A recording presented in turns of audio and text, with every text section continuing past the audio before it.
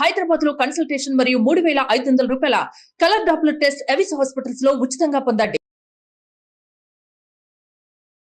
నమస్కారం, మీరు చూస్తుంది India's largest digital media network Suman TV. మనతో పాటు ఉన్నారు ప్రముఖ ఆధ్యాత్మికవేత్త డాక్టర్ అనంతలక్ష్మి అమ్మ గారు. నమస్తే అమ్మా. నమస్తే అమ్మా. అమ్మ, కమెంట్ బాక్స్ మొత్తం చెక్ చేస్తే అందరూ అడుగుతున్న ప్రశ్న ఏంటంటే, ఎక్కువ శాతం కార్తీక మాసం కార్తీక పౌర్ణమితోనే అయిపోతుందా? ముందర ఆ ప్రశ్న అడగడానికన్నా ముందు వాళ్ళకి ఇది రావడానికి కలిగిన కారణం చెప్తా. ఇటువంటి సందేహం రావడానికి ఒక కారణం ఉండాలిగా, ఊరికే రాదు కదా. మీరు ఈ కార్తీక పురాణాలు కానీ కార్తీక మాసానికి విశేషాలు కానీ ఏం చదివినా పౌర్ణమి దాకానే వాటి గురించిన వివరాలు ఎక్కువ కనపడతాయి. పౌర్ణమి తర్వాత వచ్చేటటువంటి కృష్ణపక్షంలో, కార్తీక కృష్ణపక్షంలో ఏమీ ప్రత్యేకంగా లేదు. ఉన్నది ఒక్కటే ఒకటి ఉంటుంది, అది కూడా తెలుగు వాళ్ళకి సంబంధించింది, ఇంకేం లేదు. మళ్ళీ కార్తీక మాసం ప్రారంభం అంటే మరి ప్రారంభంలో బలిపాడ్యమి లేక గోవర్ధన పూజ, భగిని హస్త భోజనం, ఆ తర్వాత భ్రాతృవీర్య అని ఉంది. అది మన ఎవరు వాడరు, మన వాడకంలో లేదు. అంటే భ్రాతృతృతీయ అంటే అన్నగారి ఇంటికి వెళ్ళి చెల్లెలు తిండ, అది అసలు అలవాటుగా పోయిపోయింది. 4వ రోజు వచ్చేటప్పటికల్లా నాగుల చవితి, ఇలా వచ్చేసి సోమవారాలు, ఏకాదశి, పూర్ణిమ, మధ్యలో గోపాష్టమి, ఇలా మొత్తం అంతా కూడా మనకి మనం అనుకునే కార్తీక మాసంలో పాడ్యమి నుండి పూర్ణిమ దాకా ప్రతిరోజు యొక్క ప్రత్యేకత చెప్పిన తర్వాత కృష్ణపక్షంలో ఏం లేకపోతే ఏమైంది, కార్తీక మాసం 15 రోజులేనా అని అనుమానం వస్తుంది. కానీ దీనికి కారణం ఏమిటంటే, నెలలని లెక్క పెట్టే పద్ధతిలో పేర్ల దగ్గర చిన్న తేడా ఉంది ఉత్తర దేశానికి దక్షిణ దేశానికి.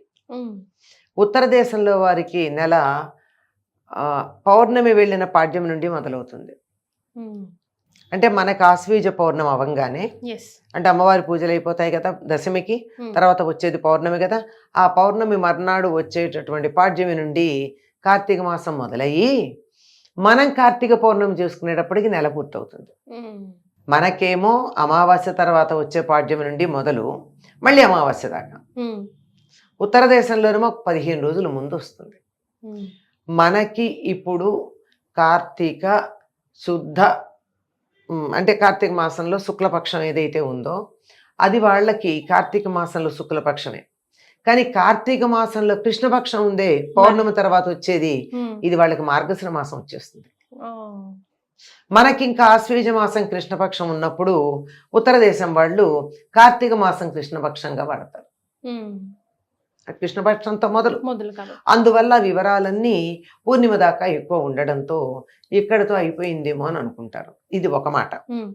రెండోది ఏమిటంటే, ఏదోలే పౌర్ణమి దాకా చేశాము ప్రధానం, ముందరదే కదా ప్రధానం. పౌర్ణమి నిండుతుంది, పాడ్యమితో సన్నగా మొదలై పౌర్ణమి నాటికి పూర్తిగా నిండు చంద్రుడు వస్తాడు. అలా చేసాం, సగం చేసేసాం కదా, ఇంకా ఎందుకులే అనే భావంతోనూ చెప్తారు. కానీ కార్తీక మాసం మన లెక్క ప్రకారం మనకి పూర్ణిమ నాడు కృత్తికా నక్షత్రం ఉన్న రోజు ఏదైతే ఉందో దానికి 15 రోజుల ముందు 15 రోజుల తర్వాత, రోజులు అన్నాం కానీ తిథులు 14 రోజులే అవుతాయి. వాటిని మొత్తం కూడా కలిపి కార్తీక మాసంగా చెప్పుకునేటటువంటి పద్ధతి ఉంది. అందువల్ల పూర్ణిమతో కార్తీక మాసం అయిపోలా. అయితే ఉపవాస దీక్షలు మిగతా 15 రోజులు చేస్తే ఎలాంటి పుణ్య ఫలితం వస్తుంది అని అడుగుతున్నారమ్మా. ఈ 15 రోజులు చేస్తే ఏమొచ్చింది, అదే వస్తుంది తర్వాత కూడా. మొత్తం కార్తీక మాసం ఏమిటంటే, మనకి ఈ సంవత్సరం కొంచెం ఆలస్యంగా వచ్చిందిను, చలి ఇంకా ఎందుకో ఉండవలసినంత తీవ్రంగా లేదు. ఎందుకు లేదంటే వానలు అంత తీవ్రంగా లేవు గనక. వానలు బాగా పడితే చలి తీవ్రంగా ఉంటుంది, ఆ తర్వాత ఎండలు కూడా అంతకంటే తీవ్రంగా ఉంటాయి. కానీ ఇక్కడ ఈ సంవత్సరం వానలు పడలేదు గనక చలి అంత తీవ్రంగా లేదు. కానీ సహజంగా మనకి ఎప్పుడూ కూడా లెక్క ప్రకారం గనక అయినట్టయితే వానలు, ఐ రిపీట్, లెక్క ప్రకారం గనక అయినట్టయితే ఇది చలికాలం, పగలు తక్కువ ఉంటుంది, రాత్రి ఎక్కువ ఉంటుంది. పగలంటే సూర్యుడు, సూర్యుడు మన జీర్ణశక్తిని బాగా ఉండేట్టు చేయగలుగుతాడు. సూర్యుడు లేనప్పుడు తిన్నది కొవ్వుగా మారుతుంది, సూర్యుడు ఉన్నప్పుడు తిన్నది అరిగి బలంగా వంట పడుతుంది. అదిదా లాజిక్. అందుకే సూర్యాస్తమయం అయ్యాక ఎక్కువ తినద్దని చెప్తారు మన వాళ్ళు. అది బాగా కొవ్వులాగాను ఏదో ఏదో రకంగా పేరుకుపోతుంది అక్కర్లేందిగా. అది వంట పట్టాలి అంటే సూర్యుడు ఉండగా తినాలి. ఇంకా అయితే పూర్వులు బాగా ఎక్కువ కాలం ఎందుకు జీవించి ఉండేవారంటే సూర్యుడికి నమస్కారం చేయందే భోంచేసేవాళ్ళు కాదు. వర్షాకాలంలో సూర్యుడు రాలేదనుకోండి తినేవాళ్ళు కాదు. అప్పుడు వాళ్ళకి జీర్ణకోశ సంబంధమైన వ్యాధులు రాక ఆరోగ్యాలు బాగా ఉండేవి. అటువంటిది కార్తీక మాసం అంటే పగళ్ళు తక్కువ, సూర్యుడు ఉండే కాలం తక్కువ, చలిగా ఉంటుంది, ఇంకొంచెం తిందామనిపిస్తుంది కారంగా వేడిగా. ఎస్, అవునా? వేడి వేడిగా హాట్గా. అదే 2 హాట్లు అంద, కారము వేడి అని 2 చెప్పారు. మరి మీరు హాట్ అంటే 2 అర్థాలు వస్తాయి. అలా ఉండేటటువంటి దీన్ని మరి వేసవి కాలంలో చూడండి పూర్తిగా కాసేపు నాకు చాలే అనిపిస్తూ ఉంటుంది. నిజానికి అప్పుడు ఎక్కువ శరీరం నుంచి శక్తి పోతూ కూడా ఉంటుంది. అట్లాంటిది ఈ సమయంలో ఇలా ఉంటుంది కనుక ఉపవాసాలు చేయమన్నారు. ఆరోగ్య దృష్ట్యా ఇది చాలా అవసరం అమ్మా. ఆరోగ్యం ప్రకారం ఒళ్ళు రాకుండా ఉండాలి అంటేను, పొట్ట పెరగకుండా ఉండాలి, ఫిట్ అండ్ ఫైన్ గా ఉండాలంటే కూడా కొవ్వు పెరగకుండా ఉండాలి, ఆరోగ్యంగా ఉండాలి అంటే ఇది ఆహార నియమాలు పాటించడం అవసరం. అందువల్ల ఇది మరి పూర్ణిమ దాకా పాటించాం బాగానే ఉంది, తర్వాత 15 రోజులు పాటించలేదనుకో ఏమైంది, సగం ఫలితం వస్తుంది, నష్టమేం లేదు. అయితే ఇప్పుడు ఎవరు చెప్పినా ఎక్కడ చెప్పినా కార్తీక మాసాన్ని ఎలా వినియోగించుకోవాలి, ఎలాంటి ఉపవాస దీక్షలు చేయాలి, దీపారాధన ఎలా చేయాలి చెప్పారు, కానీ ఎలా ముగింపు పలకాలో చెప్పలేదు.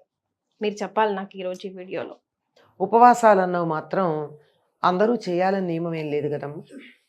దానికి ఎవరెవరు చేయకూడదో కూడా నియమం చెప్పారుగా. గర్భవతులు, పాలిచ్చేటటువంటి తల్లులు, చిన్నపిల్లలు, చదువుకునే వాళ్ళు, రోగం వచ్చిన వాళ్ళు, రోగం నుంచి కోరుకుంటున్న వాళ్ళు, మరీ వృద్ధులైన వాళ్ళు, వీళ్ళెవరూ చేయకూడదని చెప్పారు. కనుక ఆరోగ్య దృష్ట్యా 15 రోజులు చేసాం ఇంకా చాలు. దానివల్ల ప్రయోజనం ఏమిటి అంటే, నిజానికి ఉపవాసం అంటే ఏమిటి? సమీపంలో వాసం ఉండడం, అంటే భగవత్ చైతన్యానికి సమీపంలో ఉండడం అని. అది లేకుండా అన్నం తినడం మానేసి ఏదో పనులు చేసుకుంటే అది లంఘనం అవుతుంది తప్ప ఉపవాసం అవుతుంది. అటువంటి ఉపవాసం ఈ 15 రోజులు చేస్తే చాలా ఫలితం ఉంటుంది.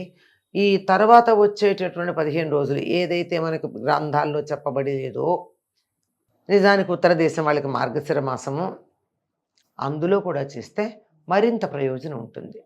ఇదంతా కూడా సూర్యుడి యొక్క వెలుగు ఎంతసేపు భూమి మీద పడి ఉంటుంది అన్నదాన్ని బట్టి ఈ నిర్ణయాలు అంతే తప్ప మరేం కాదమ్మా. ఇప్పుడు మనకి పౌర్ణమికి కార్తీక మాసం అయిపోతుంది అని చెప్పాను కదా, అంతకు ముందు 15 రోజుల ముందు అవుతుందని మొదలవుతుందని. ఆ కారణంగానే మనం కొన్ని గ్రంథాలు చదివితే, సంస్కృత గ్రంథాలు, దీపావళి కార్తీక బహుళ అమావాస్య అని ఉంటుంది. మన లెక్క ప్రకారం అమావాస్య ఏది? ఆశ్వయుజం, కానీ అప్పటికి కార్తీక బహుళ అమావాస్య అని. అలాగే నరక చతుర్దశిని కార్తీక బహుళ చతుర్దశి అని, ధనత్రయోదశిని కార్తీక బహుళ త్రయోదశి అని గ్రంథాల్లో ఉంటుంది. చిన్నప్పుడు నాకు సందేహం వచ్చేది, దీపావళి మర్నాటి నుంచి కదా కార్తీక మాసం, ముందు ఎలా చెప్తున్నారు, ఎక్కడో ఏదో తేడా ఉంది అని. తర్వాత అక్కడ కాలగణనకి ఇక్కడ కాలగణనకి ఉన్న తేడా తెలిసాక ఇది అర్థమైంది. Right, thank you so much అమ్మా. నమస్కారం.